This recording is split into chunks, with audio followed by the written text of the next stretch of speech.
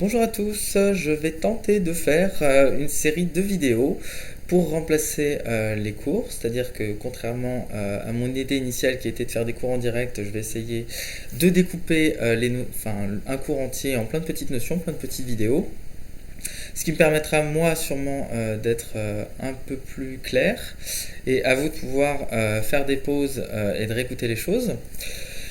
Et donc, où on en était? Cours d'algorithmique du texte. J'en étais à vouloir vous faire une petite introduction sur la fouille de données. Alors, encore une fois, comme le cours qu'on a fait sur le moteur de recherche, ce sera un survol. L'idée est d'utiliser les notions qu'on a vues en algorithmique du texte pour commencer à se poser des questions un peu plus générales.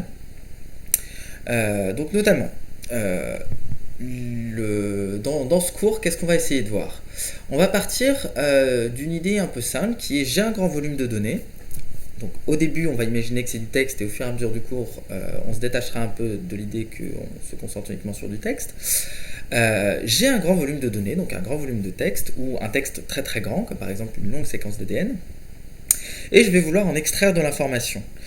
C'est-à-dire vouloir extraire des motifs. Alors la notion de motif va pouvoir varier, mais au début on va pouvoir se contenter de la notion de facteur telle qu'on l'a vu depuis le début du cours, et on va vouloir extraire les motifs ou facteurs donc, qui sont intéressants.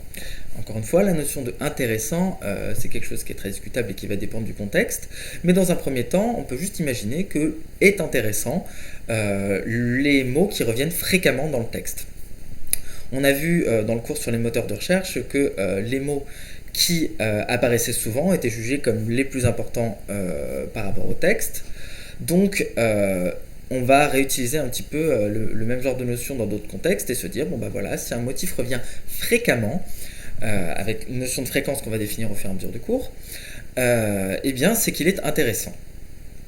Je vais donc commencer par partir de deux petits problèmes, les définir proprement. À partir de là, je vais essayer une méthode qui sera une méthode inefficace, mais qui utilise des notions de cours qu'on a vues jusqu'ici. Donc ça permettra de faire un petit peu le point sur ce qu'on a déjà vu avant et de voir en quoi ces méthodes un peu naïves ne fonctionnent pas et pourquoi il faut aller regarder déjà des notions, des concepts un peu différents de ce qu'on a vu jusqu'ici, et puis développer une algorithmique particulière du fait qu'on est en train de gérer des gros volumes de données. Donc voilà, le plan du cours sera le suivant. Je vais d'abord donc commencer par définir deux problèmes, essayer d'y répondre avec les outils qu'on a utilisés jusqu'ici pour montrer que ça ne marche pas. Je vais ensuite vous présenter la notion d'ordre partiel, que je vous présenterai bien sûr sur du texte, mais aussi sur d'autres types d'objets.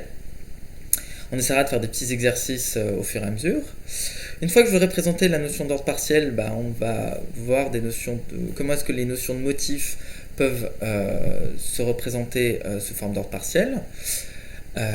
Et une fois qu'on aura fait ça, on va réfléchir à comment est-ce qu'on peut utiliser ce concept d'ordre partiel pour premièrement réussir à extraire les motifs intéressants dans du texte, donc créer un algorithme spécifique et efficace pour extraire des motifs intéressants dans du texte, et ensuite se dire, maintenant qu'on a fait ça dans du texte, qu'est-ce qu'on n'est pas capable de généraliser et d'aller produire un algorithme qui est capable d'extraire des motifs intéressants dans n'importe quel contexte.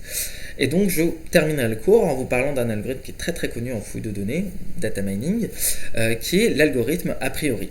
Voilà.